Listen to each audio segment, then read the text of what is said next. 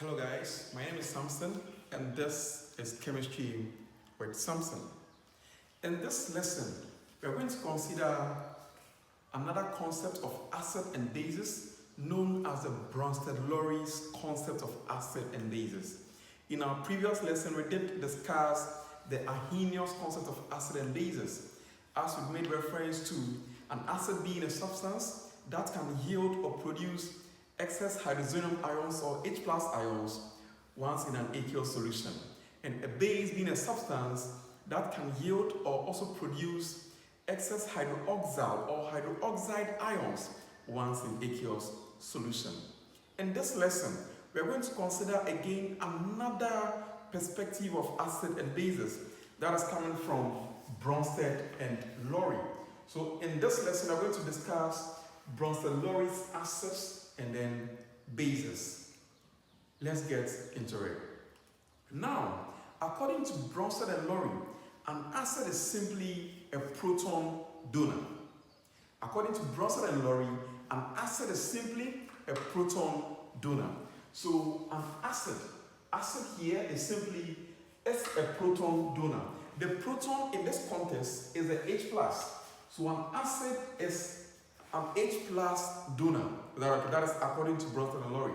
So an acid is a proton donor, and a proton is H plus. And then a base, according to Brønsted and Lowry, a base is a proton acceptor. A base can accept H plus. A base is a proton acceptor. So for Brønsted and Lowry's concept of acid and bases, an acid is a proton donor, and then a base is a proton acceptor. And then a proton used in this context is the H plus ion. Is that okay? Now let's look at illustration of Brønsted and Lowry's concept of acid and bases. What do we mean by proton donation and then proton acceptance? Is that okay? Let's get that one as well.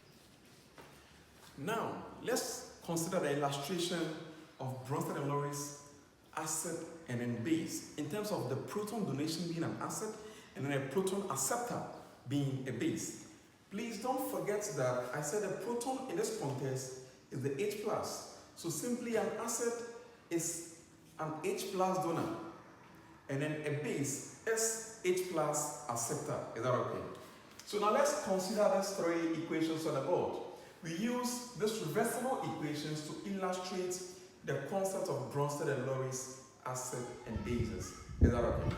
Now in the first equation, we have CH3COOH plus H2O. In a reversible reaction, we have CH3COO minus plus H3O plus. Is that okay? Now we are going to consider the reactant and then we consider the product as well. Then we observe some changes in the reactant going into the product. Is that okay? Now in the first equation, we have the etamic acid here, CH3COOH. But once it is transitioned to the product form, it has changed to CH3COO minus. What is missing here? The H that was here initially is no more there. It means that this H plus has been released or donated.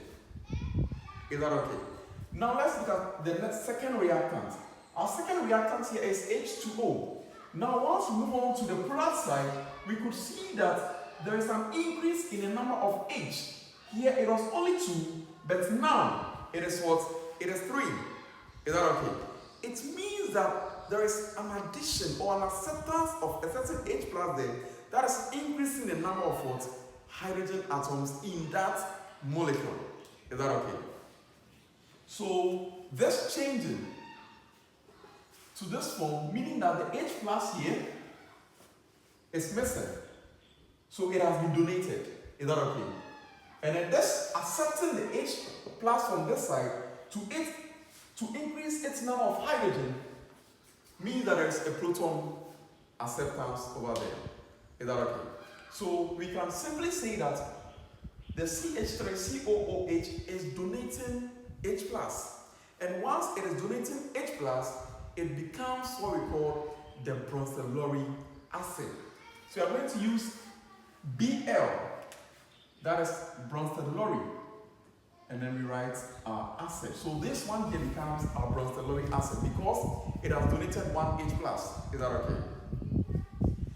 The H2O here is accepting the H plus so that its number of hydrogen has increased. That is evident in the product side, becomes the Bl base. Why the Bl base? Because a Brønsted-Lowry base is a proton acceptor. Is that okay? And the evidence is clear. Once you look at the product, the reactant transition or changing into the product will give you an idea about which reactant is donating the proton and which reactant is accepting the proton. Is that okay? So this is our Brønsted-Lowry acid, and then this is our Brønsted-Lowry base. Is that okay? Let's proceed to the second example. You can pause the video and try whether you can answer the second example. Which one is the Brønsted-Lowry acid and which one is the Brønsted-Lowry base? Considering the two reactants, NH3 plus H2O, which one is going to act as the Brønsted-Lowry acid and which one will act as the Brønsted-Lowry base? Is that okay? So we can be guided based on the transition from the reactant form into the product form. Now let's consider the reactant again.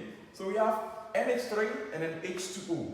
We could see that NH3 is transitioned from NH3, it is going into NH4 plus. What can we say here? There's an increase in what? Hydrogen. So it means that there's a proton acceptance somewhere, which is increasing the number of the hydrogen in the product side. Is that okay? And also when we take H2O,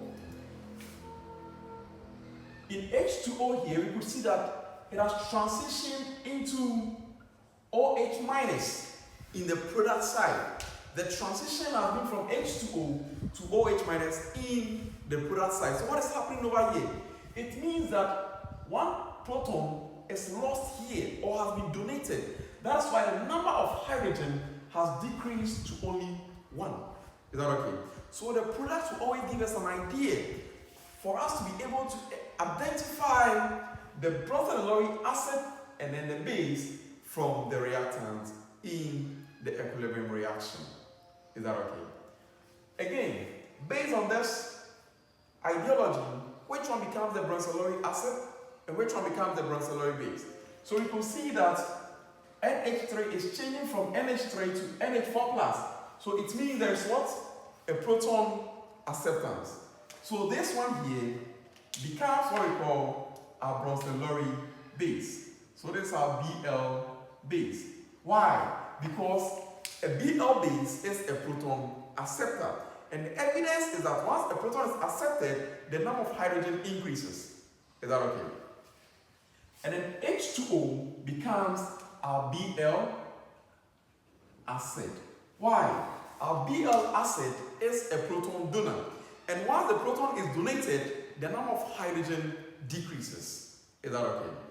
So that is it for the second example. You can be given any reversible equation or equilibrium equation, then it'll ask you to identify the Brønsted-Lowry acid and then bases in that equation. Is that okay? You can pause the video again and try the third example. Which one will act as the Brønsted-Lowry acid and which one will act as the Brønsted-Lowry base? Let's get into this as well. So again, I'm going to use the reactant transition into the product to guide us identify the proton donation and then the proton acceptance. Is that okay? So we have HCl. HCl is transitioned into Cl minus on the product side. So what is happening over here? The H here is missing here. It means that this H has been donated. Is that okay? And since there is donation, there is what? Brønsted-Lowry acid.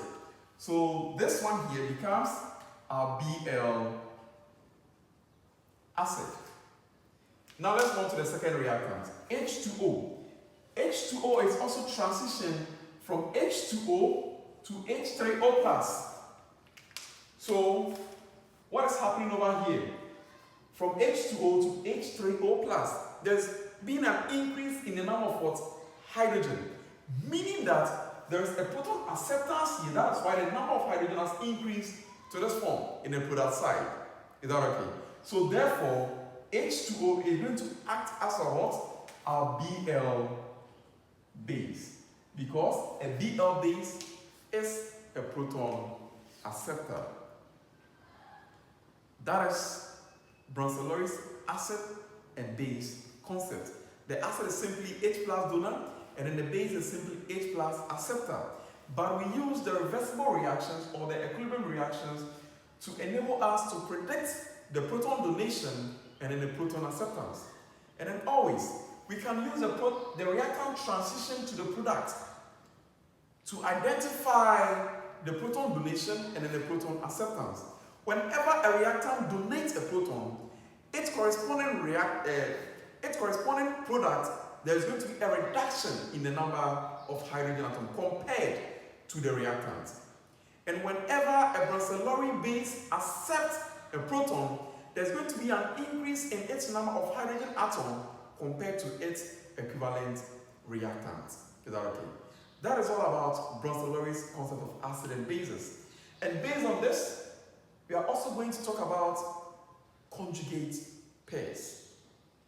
So once we're talking about Brønsted-Lowry acid and bases, we're also going to talk about what we call acid-base conjugate pairs.